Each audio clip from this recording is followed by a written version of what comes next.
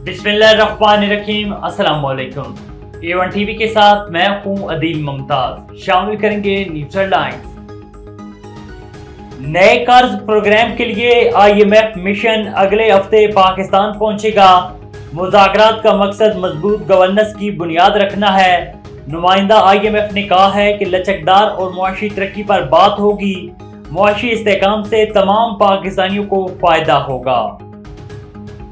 आज़ाद कश्मीर में महंगाई के खिलाफ हड़ताल का आज तीसरा दिन। मुख्तलिफ शहरों में शटर डाउन, ट्रांसपोर्ट और इंटरनेट सर्विस बंद। गुज़श्ता रोज एहतजाज के दौरान फायरिंग से सब इंस्पेक्टर जांबाक हुआ। मुश्तहिल अफराद ने सरकारी गाड़ी जला दी। सदर ममलिकत ने मामले का नोटिस ले लिया। हंगामी इजलास तलब। आटे बिजली की कीमतों पर रिलीफ देने को तैयार हैं। वज़ीर आज़म आज़ाद कश्मीर अनवार उल हक की अवामी एक्शन कमेटी को मुज़ाकरात की दावत। हुकूमत ने सब्र व तहम्मुल का मुज़ाहिरा किया। लाहौर में पुलिस एहलकारों की टारगेट किलिंग में मुलविस 4 दहशतगर्द हलाक।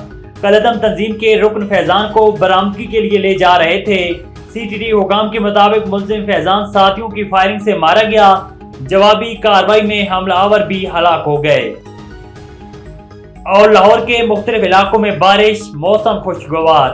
बलोचिस्तान, बलाई सिंध और जनूबी पंजाब में गर्मी बरकरार। खैबर पख्तूनख्वा, इस्लामाबाद और शुमाली पंजाब में बारिश की पेशगोई। मैदानी इलाकों में तेज हवाएं और झक्खड़ चलने का इम्कान।